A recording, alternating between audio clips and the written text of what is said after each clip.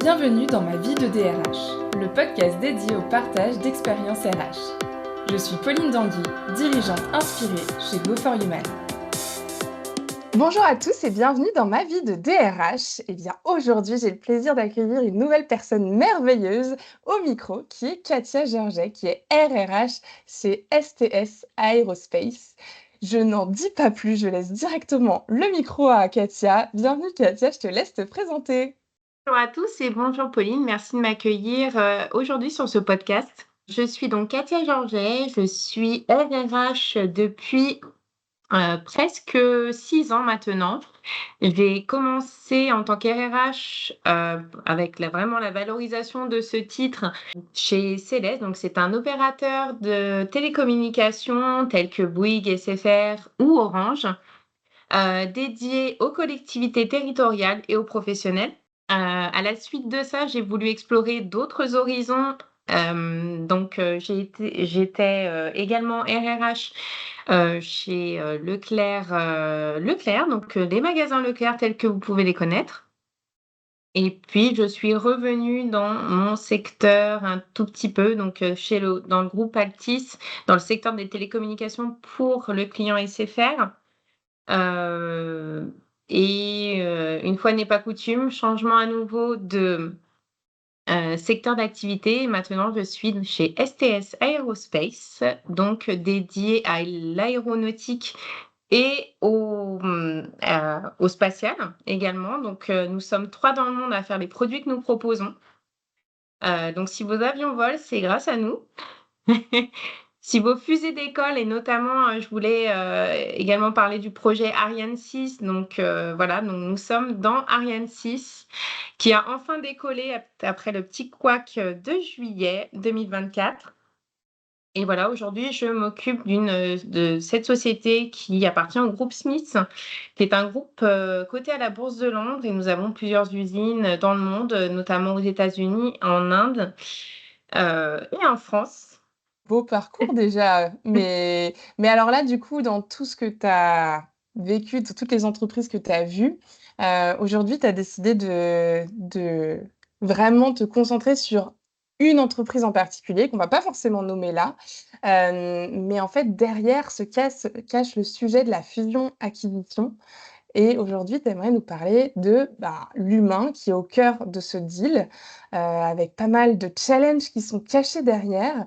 Est-ce que tu peux nous en dire plus déjà sur le contexte de cette entreprise? Quand est-ce que c'était? Combien il y a de personnes derrière? Je te remercie Pauline d'introduire le sujet. Donc, on parle, c'est vrai, on parle souvent de stratégie, de valorisation, de synergie et de fusion-acquisition, mais en fait, on ne sait pas vraiment ce que c'est. Pour vous donner un exemple très concret, dans la société dans laquelle j'étais, pendant le Covid, nous avons racheté 6 sociétés en l'espace de 18 mois. Donc, pour vous donner un exemple très concret, nous sommes passés de 87 collaborateurs à 650. Et pendant cette partie-là, nous avons intégré des humains à nos propres humains. Donc, valoriser les synergies, valoriser la stratégie, valoriser la culture, mais aussi ses difficultés. Et on oublie en fait, on oublie souvent les parties prenantes d'une fusion qui sont les gens, tout simplement. Et le rôle clé de la RH dans tout ça, donc c'est, voilà, je vous embarque vraiment dans les coulisses humaines de cette fusion et je suis ravie d'être ici pour en parler. Sachez que, voilà, une fusion-acquisition, c'est pas qu'un deal entre 2 directions. C'est pas, voilà, je rachète ta société pour m'ouvrir de nouveaux horizons parce que pour le coup, on a racheté 6 sociétés dont 2 à l'étranger, une à l'île Maurice et une en Suisse. Alors oui, la Suisse, ça nous fait peut-être pas rêver, mais c'est de très beaux paysages, je vous le conseille. Donc du coup, il y a un droit du travail aussi qui est différent, un accompagnement qui est différent et des cultures surtout très différentes. Je voulais vraiment insister sur le fait que, voilà, comme je disais, ce n'est pas qu'un deal entre 2 directions, c'est vraiment une recomposition humaine. La RH vraiment doit être présente dès le début de cette collaboration et pas juste pour gérer les transferts de contrats, n'est-ce pas? Voilà, donc un petit clin d'œil, que j'aimerais vous partager, c'est que la DRH, elle doit pas juste éteindre les incendies, post-fusion ou avant fusion, il doit anticiper vraiment les tempêtes dès l'alerte météo. Donc ça, je l'avais noté parce que c'est vraiment important pour moi, que vous compreniez bien l'analogie. Si vous voulez, l'expérience que j'en ai aujourd'hui et le recul que j'en ai aujourd'hui, c'est, nous avons été mis au courant, nous, RH, comme tout le monde, en fait, comme tous les collaborateurs lors d'un webinaire, parce que nous étions en plein covid, donc confinés, dès le webinaire où on nous a dit: «Voilà, nous rachetons une société». Et si vous voulez, dans le parcours simple, en fait, d'une, fusion-acquisition, vous devez faire ce qu'on appelle un audit, social et un audit financier. Ce qui est privilégié et à tort aujourd'hui, c'est l'audit, financier parce que l'audit RH pour eux, c'est de la gestion d'humain, on fera ça après. Et c'est la réalité. Et aujourd'hui, pour tous les RH qui m'écoutent, et même les autres et même, j'espère, des chefs d'entreprise qui ont ce projet de s'agrandir, vraiment, faites les choses dans l'ordre et privilégiez, mettez en avant vos RH sur le sujet. Heu, Quand on fait une fusion, donc je parlais de l'audit financier, donc je vais pas en parler. Je n'ai pas les compétences aujourd'hui pour ce sujet-là, mais on fait ce qu'on appelle une due diligence RH.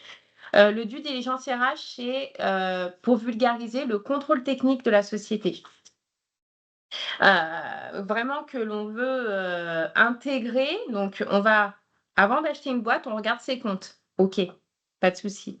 Mais il faudrait aussi regarder son climat social, son organisation de travail, ses pratiques managériales, ses conflits en cours, parce que ça, on ne prend pas forcément en compte, mais les conflits ne s'arrêtent pas à une fusion-acquisition. Ils peuvent perpétuer dans le temps.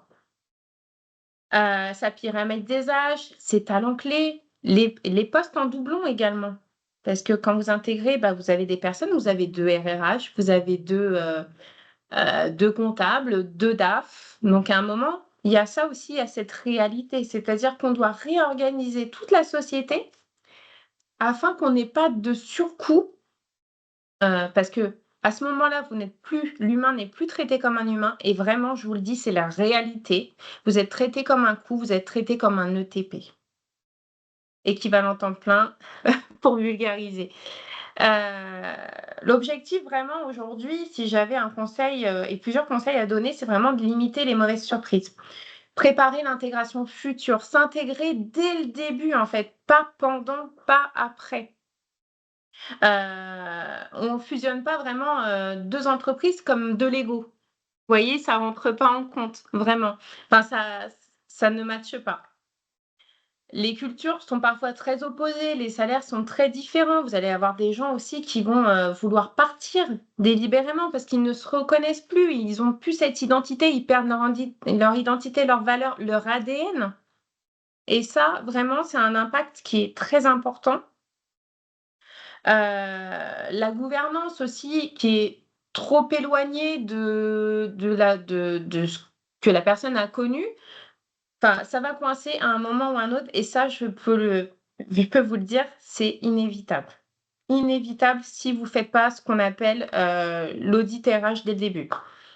Donc la RH, c'est là où elle peut jouer vraiment un rôle essentiel, c'est d'accompagner justement ces personnes, en posant donc un diagnostic humain qui est complet, mais vraiment complet. Donc en identifiant les synergies, mais aussi les risques et en proposant donc des scénarios d'intégration. Comment faire adhérer cette entreprise à nos valeurs? Comment partager aussi, combiner nos énergies et pas absorber une entreprise, absorber ses humains et de dire: «C'est comme ça et pas autrement». Voilà. C'est ce qu'on a tendance à se dire, on dit et c'est pour ça les collaborateurs qui sont rachetés ont cette perte d'identité et se disent: «Oh là là, comment ils vont me traiter?» Ça devrait pas exister, en fait. Cette phrase ne devrait pas exister: «Comment ils vont me traiter?» Et c'est vraiment, ça engendre vraiment, chez les collaborateurs, heu, une vague de pression, mais énorme et une vague de départ qui s'ensuit aussi. Donc vraiment, on sous-estime l'impact identitaire, que représente une fusion, vraiment. Et il y a, vous savez aussi, le syndrome du survivant. Alors, pour les puristes, le syndrome du survivant, c'est ceux qui restent après une vague de départ. Ils ont perdu tous leurs collègues, ils subissent une pression énorme parce que forcément, on va pas recruter, nous sommes en pleine fusion. On peut pas recruter, on a déjà un coût, une masse salariale qui est déjà très élevée. Le syndrome du survivant, donc, ils subissent une pression énorme, ils culpabilisent, ils doutent d'eux et ils se demandent: «Est-ce que je suis encore à ma place ici?» Vous vous rendez compte de la place de l'humain? Un humain, il peut pas se dire, quelqu'un qui a travaillé toute sa vie, vraiment un exemple, hein, pour une personne qui a travaillé pendant 10 ans dans cette entreprise, des résultats remarquables. Il a vu tout le monde partir, il s'est retrouvé seul, il était manager, en plus. Donc manager qui, autant que les RH, était au courant au moment du webinaire, hein.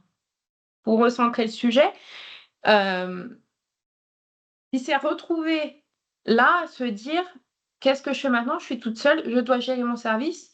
Là-bas, on me met une pression énorme, bah, parce que ça a un coût, une fusion-acquisition et qu'il faut rentabiliser. Sauf que si vous n'avez pas d'humain, votre boîte, elle tourne pas, clairement. Et si vous prenez pas soin de l'humain, cette phrase ne vient pas de moi, mais si vous prenez pas soin de vos collaborateurs, prenez soin de vos collaborateurs et ils vont prendre soin de votre business. La phrase, elle est, OK, peut-être cliché, mais c'est la réalité. Le résultat de ça, ça a été quoi? Bah, une démotivation, un désengagement et quelqu'un qui a été mis à la porte après 10 ans de bons et loyaux services. Juste parce qu'il avait, bah, voilà, le syndrome du survivant et aujourd'hui, ça lui a coûté sa santé mentale et son poste.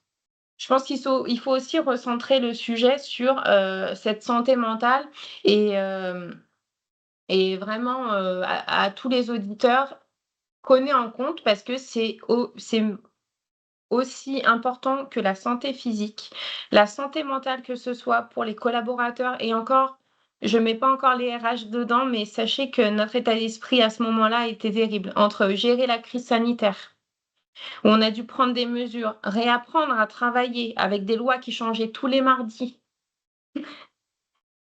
sur certains sujets. Aujourd'hui, gérer en plus une fusion-acquisition, c'est pas facile. C'est vraiment pas facile. Et nous, les RH, si on avait été mis au courant plus tôt, bah, on aurait pu en fait, détecter ces signaux bien plus rapidement. Bon, il y a eu quand même, des succès, hein, bien sûr, mais je vais quand même vous parler de la phase qui a été la plus critique à gérer. Si aujourd'hui vous êtes dans cette situation ou vous allez vivre cette situation prochainement. Une fusion, dites-vous que c'est vraiment un voyage, on va dire, incertain vers une nouvelle organisation. Le rôle vraiment RH, c'est de s'assurer que personne reste à quai. Voilà. Si on peut imaginer ça avec un train, c'est que chacun sache où il va, pourquoi on y va et quelle sera sa place, en fait, dans ce nouveau train en marche. Vraiment, je vous le vulgarise pour que ça passe, plus facilement et que vous compreniez bien, l'analogie. C'est vrai qu'on se réveille pas nous RH un matin en se disant: «Tiens, je vais faire une fusion-acquisition, je vais accompagner». Non, non, c'est vraiment des événements de la vie professionnelle qu'on sera amené à vivre et je vous le souhaite pas ou je vous souhaite, vraiment, de le faire de façon à ce que ça soit facile. Écoutez vos conseils, lisez des livres sur le sujet. Il y en a des très bien qui sont sortis à ce sujet et qui vont vraiment, vous aider et pas vous laisser déstabiliser et vos équipes également déstabiliser. Pour, mon équipe, pour parler des RH et recentrer un petit peu sur mon équipe, qui mérite aujourd'hui vraiment, qu'on les félicite sur le sujet, c'est qu'ils ont vu des talents partir, des managers démunis, un grand silence en fait autour du facteur humain et ils sont restés, forts, heu et ils ont été vraiment les meilleurs copilotes qui soient. Nous étions une équipe de 5 répartis entre la partie relations sociales, la partie recrutement, paye, bah oui, il faut quand même payer les gens et donc je chapeautais cette équipe, complète avec l'accompagnement bien entendu de mon DRH, à qui je fais un petit coucou. J'espère qu'il m'écoutera et qui pourra, effectivement, peut-être répondre à vos questions, hem, Donc peut-être Pauline, tu pourras l'inviter sur le sujet, il pourrait t'en parler également. Hem, voilà. La place réelle, de la RH dans une fusion, je voudrais insister sur le sujet, c'est, la place qu'elle devrait avoir, du moins dans un monde idéal, ce serait, celle de copilote. Mais soyons clairs, vraiment, dans la réalité, on est souvent mis à l'arrière et parfois même, on découvre la fusion en même temps que les autres, comme je vous ai dit en plein webinaire. La RH, c'est vraiment la fonction qui peut connecter les enjeux stratégiques avec la réalité humaine. On parle d'intégrer des personnes, des métiers, des habitudes, des cultures. C'est du vivant et pas de la mécanique, en fait. C'est pas un boulon dans un boulon et ça fait un produit. Donc vraiment, la RH, elle doit intervenir dès la réflexion, si je puis dire, stratégique pour vraiment anticiper. Quelles synergies sont possiblement, faites, enfin possibles humainement plutôt? Quels sont les points de friction? Quel talent risque de partir également et quelle culture va dominer? Et oui, parce qu'on se dit que c'est la culture de la personne qui rachète qui va dominer et parfois non. Parce que, bah, ces personnes gardent leur identité et gardent une identité parfois qui est très forte. Et on ne peut pas faire ça, nous, fonction RH, en arrivant après la bataille. Donc, il faut être vraiment dans le cockpit dès le départ. Et aujourd'hui, c'est vraiment le premier danger. Donc, pour parler des grands risques humains dans une fusion, donc, le premier danger, c'est vraiment le choc culturel, ce qu'on appelle la déculturation. Donc, quand deux entreprises fusionnent, elles ne partagent pas donc les mêmes valeurs, la même façon de travailler, ni même la même vision du monde, tout simplement, ni le même droit du travail aussi. Et ça, c'est pas qu'un détail. On sous-estime vraiment l'impact, identitaire que représente une fusion. Les collaborateurs donc peuvent avoir le sentiment de perdre leurs repères, leur ADN. J'arrête pas de le dire, mais c'est vraiment important. Hem, pour moi, heu, pour parler un petit peu de la phase qui est la plus critique, c'est vraiment la phase de transition, donc entre la signature du deal et le début de l'intégration complète. Bah, c'est souvent un no man's land, hein. C'est clair et net. Les salariés donc sont dans l'attente, les rumeurs courent. Alors les rumeurs, c'est pire que tout. Vaut mieux que ça soit clair dès le début, parce que quelque chose qui n'est pas clair, l'humain en fait une rumeur et la rumeur, bah, envenime, c'est un poison qui lentement va contaminer tout le monde. Les managers qui n'ont pas encore les réponses. Vraiment, les managers, c'est vraiment, les relais du terrain et le porteur du changement. Et la direction aussi, malgré tout, je ne la critique pas, mais la direction qui pense que tout roule. Parce que c'est signé, donc tout roule. Tout va bien, tout va bien. Mais l'humain, en fait, bah, c'est qui va s'en occuper? C'est la RH et c'est les managers sur le terrain. Sauf que voilà, donc sur le terrain, c'est la confusion totale, et c'est là que moi je vous conseille et ce qui a été fait, donc c'est vraiment ça a été fait dans la douleur, avec, plein de couacs, mais ça a été fait. C'est la cellule RH de transition. Donc, c'est des relais dans les 2 entreprises pour donc clarifier ce qui va changer, identifier les points de tension, accompagner les managers, bien entendu, et communiquer régulièrement, et j'insiste, communiquer régulièrement et franchement. Et c'est pas ce qui a été fait au début. C'est pas du blabla corporate ce que je vous dis, c'est une vraie communication, vraie, transparente, qui dit ce qu'on sait et ce qu'on ne sait pas encore. Voilà. Pour vous donner un exemple, ces 6 fusions-acquisitions, nous les avons appris comme tous les collaborateurs en webinaire. C'est-à-dire qu'il n'y a même pas l'aspect humain où on est tous ensemble, on se réunit, on se réjouit. C'est que je voyais des collaborateurs se connecter en Teams avant même que notre PDG soit en ligne qui nous disait: «Allez, ils ont racheté encore une société». Vous vous rendez compte de l'impact que ça a? Parce que du coup, l'annonce du webinaire s'est annoncée bien en avance, donc les gens entendent faire des rumeurs, il y a aucune communication, c'est très opaque en fait, tout simplement. Et comme je le disais tout à l'heure, quand on ne dit pas, c'est que c'est immédiatement remplacé par une rumeur, constamment. La place des managers dans cette transformation, vraiment big up aux managers, heu, parce que ce sont vraiment les relais du terrain, donc ne les laissez pas de côté, s'il vous plaît. Ce sont eux les porteurs du changement. Si eux ne comprennent pas le sens du projet, ou s'ils ne sont pas impliqués, bah, ils savent pas quoi dire à leur équipe, forcément, alors rien ne se passe. Croyez-moi. Nos managers, à ce moment-là, ils ont eu, heu, à manager à distance, ce qu'ils n'avaient jamais fait auparavant parce que nous n'avions pas cette culture du télétravail.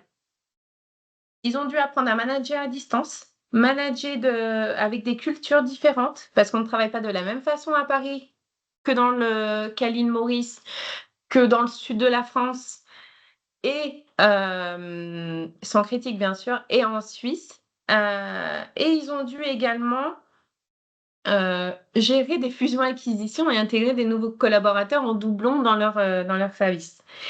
Et ils ont dû aussi annoncer des mauvaises nouvelles parce qu'à un moment, bah, une fois que l'audit financier a été fait, refait, on va dire, après post-fusion, bah, la réalité, c'était quoi? C'est qu'on devait supprimer 10 des postes dans chaque service. 650 personnes. Bah, vous comptez 10, donc c'est énormément de départs. On se rend pas compte comme ça, on a l'impression que c'est pas ça, mais je peux vous jurer que c'est ce qui s'est passé et ça, c'est terrible. C'est terrible. Même si on les a accompagnés, vers leur sortie et c'est ce qu'on aura pu faire de mieux vu comment ça s'est passé. Mais aujourd'hui, ça reste quand même, une perte de compétences, une perte des gens qui étaient, très motivés dès le départ. On n'est pas sur des personnes qui étaient démotivées, désengagées, sur leur sujet. Non, ils ont continué à travailler et faire de leur mieux jusqu'à la fin. Et donc ces managers pour venir, vraiment, ils avaient des équipes donc mélangées, des collaborateurs en doute, parfois même des rivalités ou des rancœurs parce que entre les anciens et les nouveaux. Parce que souvent, on a tendance en tant que manager à privilégier, bah, les nouveaux pour vraiment les faire intégrer, les séduire quelque part, vraiment c'est le mot, entre guillemets, les séduire pour qu'ils intègrent notre façon de travailler parce qu'on ne les connaît pas, on n'a pas l'habitude et le renouveau est toujours plus attirant.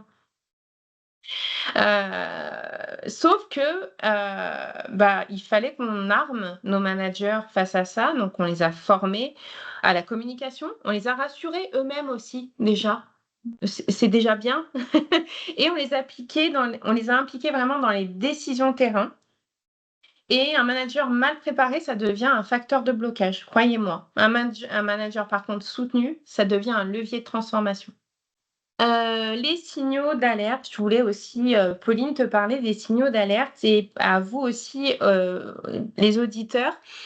Il y en a plein et souvent ils sont très subtils, donc vraiment si j'avais un conseil à vous donner, c'est, de valoriser, ces signaux d'alerte, de les prendre en compte tout de suite. Ça peut être, par exemple, un taux d'absentéisme qui monte doucement, les arrêts maladie qui montent doucement. Bon, je parle pas de la période juillet-août où ça monte naturellement, mais voilà, le taux d'absentéisme qui monte doucement, des réunions où personne ne parle. Là, petite anecdote, j'ai fait une formation, sur, l'intégration des valeurs, sur les valeurs de la société à des personnes qui étaient, à Sophia Antipolis, et ces collaborateurs-là ne parlaient pas au début de la réunion et en fait, j'ai crevé l'abcès directement avec eux et je leur ai dit: «Qu'est-ce qui se passe? Qu'est-ce qui se passe? J'ai l'impression que vous n'adhérez pas à la formation» et clairement ça se voit. Ça se voit et la première chose qu'ils m'ont dit et je les ai écoutés pendant 45 minutes me parler et me dire: «Voilà, on se sent pas bien, on a été racheté, on est abandonné et autres». Vous vous rendez compte? L'impact alors que moi je viens et là je me suis sentie gênée parce que moi je viens pour les faire adhérer à mes valeurs. Donc ça, c'est un échec. Apprenez d'abord à les écouter avant de leur imposer, vos idées, vraiment.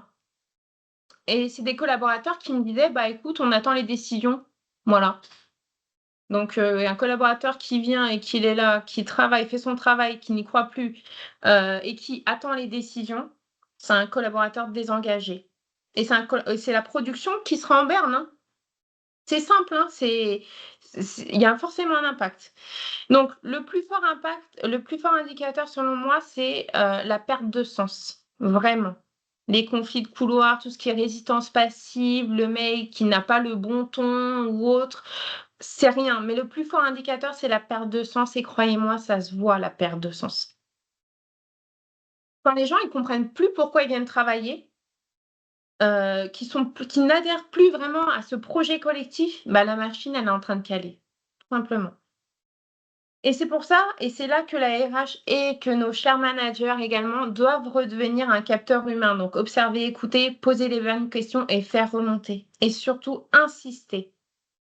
Et aujourd'hui, si je peux me permettre, Pauline, voilà, les conseils que je donnerais à une DRH ou à une RRH qui s'apprête à vivre vraiment une fusion, bah, je lui dirais: «Sois présente dès les premières discussions. Si on te dit: "On te briefera plus tard", tu refuses».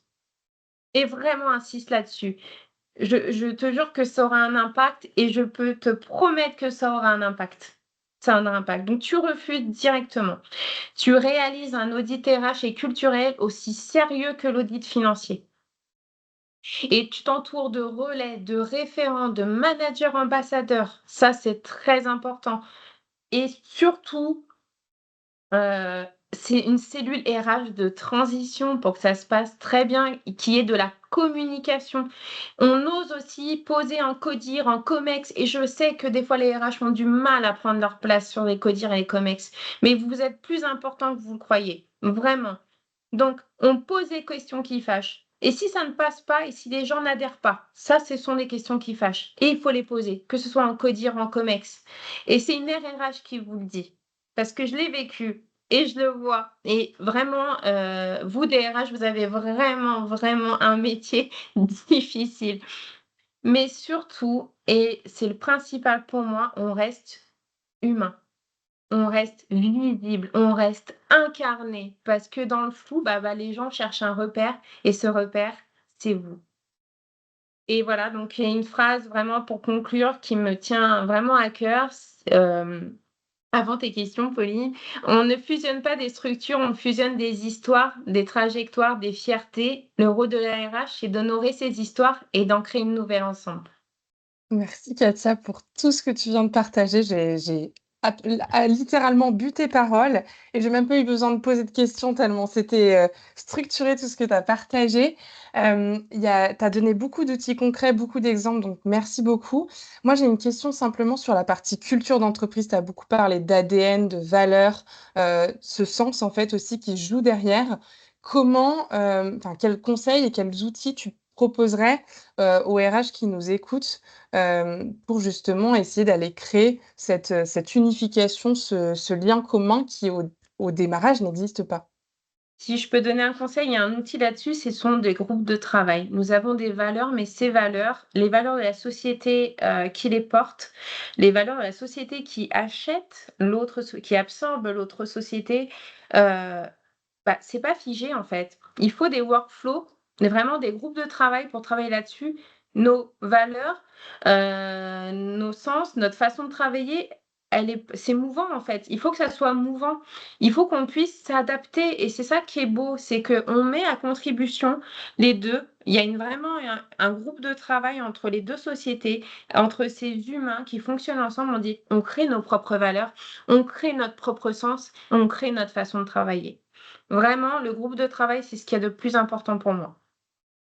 Bah, ça a dû être, un sacré bout de steak avec 6 entreprises, à racheter en aussi peu de temps. Il y a dû avoir pas mal de travail, mais je suppose que Exactement. ce temps est nécessaire, en fait, parce que c'est du temps gagné finalement par la suite.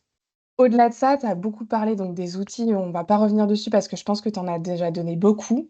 Moi, j'aimerais un peu me focaliser sur toi. Il y a pas mal d'émotions dans ce que tu dis, on sent que tu as vraiment porté le sujet avec le cœur. Comment tu t'es sentie, de l'annonce jusqu'à, quitter l'entreprise? Ça a été quoi tes différentes phases et avec quoi tu ressors? Je vous avoue que je n'avais jamais vécu de situation similaire, donc la première fois qu'on m'a dit: «On rachète une société», je me suis dit: «Génial». C'est, quelque chose qu'on doit vivre, vraiment de la bonne façon. Comme je vous l'expliquais, en tant qu'RH, je demanderais à tout je pourrais conseiller à tout le monde de vivre cette situation. Au début, je me suis dit: «C'est super, c'est génial». Bon, il y a la crise sanitaire, mais c'est quand même quelque chose de très positif. Voilà et ensuite, j'ai eu la réalité et la réalité, c'est que, bah, l'humain devient un ETP. L'humain devient, quelque chose qu'on met à part, qui devient trop parfois et au final, on s'en occupe pas et moi, c'est un métier, j'en parle avec vocation et j'en parle avec passion parce que j'ai choisi ce métier et aujourd'hui, je ne pouvais plus tolérer cette situation. Ça m'a au-delà de prendre une culture, au-delà de donner du travail, à des personnes qui en avaient plus de il y a aussi, j'en ai pas parlé juste avant, mais il y a eu aussi quelque chose de très satisfaisant, c'est qu'on a dû réinventer des emplois et en créer d'autres, malgré tout. Ça a été un travail qui a été énorme. Vous savez, on dit souvent que les RH, c'est, l'épaule sur qui tout le monde s'appuie. Tout le monde vient poser ses émotions, mais nous, en fait, c'est pas le cas. Nous, c'est vrai on a personne sur qui vraiment se reposer. Hem et aujourd'hui, vraiment, je l'ai vécu, une phase d'euphorie à une phase vraiment où j'ai été, où il y a la désillusion. Enfin, franchement, tout s'est effondré et à la phase où je suis partie, où je me suis sentie, pas tout à fait complète, en fait. J'avais pas tout à fait fini ce que j'avais à faire là-bas, mais je n'avais plus la force de porter ça. Voilà. Donc ce n'est pas un échec, c'est de savoir dire que je privilégiais ma santé mentale plutôt que de continuer et au final de m'user et voilà, même si j'ai fait de grandes choses et de belles choses là-bas et c'est vraiment pas pour me mettre en avant parce qu'il y a eu vraiment des belles choses de faites. Aujourd'hui, ça use. Ça use et oui, il y a beaucoup d'émotions dans mon discours parce que j'ai pas envie que d'autres RH ou d'autres personnes ou d'autres directeurs, d'autres, voilà, dirigeants d'entreprise, vraiment, vous vous retrouviez dans cette situation. Prenez en compte le facteur humain, prenez en compte aussi vos RH. Merci Katia pour ces partages. On arrive déjà au bout des 35 minutes, mais si on devait conclure, par un peu, je sais pas, ton conseil, ce que tu aimerais donner un peu avec tes tripes là, avec ton cœur, qu'est-ce que tu aimerais dire à ceux qui t'écoutent sur ce sujet ou que tu as vécu pendant quand même, plus de 2 ans? Ce que j'aimerais dire, c'est, voilà, soyez vrai, communiquez, n'ayez pas peur de poser les questions qui fâchent, comme je le disais juste avant. Faites du mieux que vous pouvez tout en respectant, l'humain et mettez l'humain au centre de vos préoccupations. Et prenez aussi soin de vous. Je Et pense que prenez ça peut aussi être soin de vous, bien entendu, et votre assez. santé mentale est très importante, aussi importante que votre santé physique, vraiment. Merci Katia pour ce beau partage. Je pense qu'on a appris beaucoup de choses en 35 minutes, même si c'était, je sais, un challenge pour toi de condenser tout ce que tu as pu vivre, toutes ces expériences et tout ce que tu en retires en finalement, 35 minutes. Mais en tout cas, merci beaucoup pour ces partages. J'espère que tous ceux qui auront écouté, Katia jusqu'au bout, en ressortiront avec beaucoup de clés et seront aussi passionnés que je l'ai été en t'écoutant Katia. Pour tous ceux qui nous écoutent, je vous dis à bientôt pour un nouvel épisode de Ma vie de DRH et à nouveau, merci Katia. Pauline, à bientôt. Et voilà, cet épisode est terminé. Merci de nous avoir écoutés et si ce podcast vous a plu, n'hésitez surtout pas à le partager autour de vous. À très vite pour un prochain épisode de Ma vie de DRH.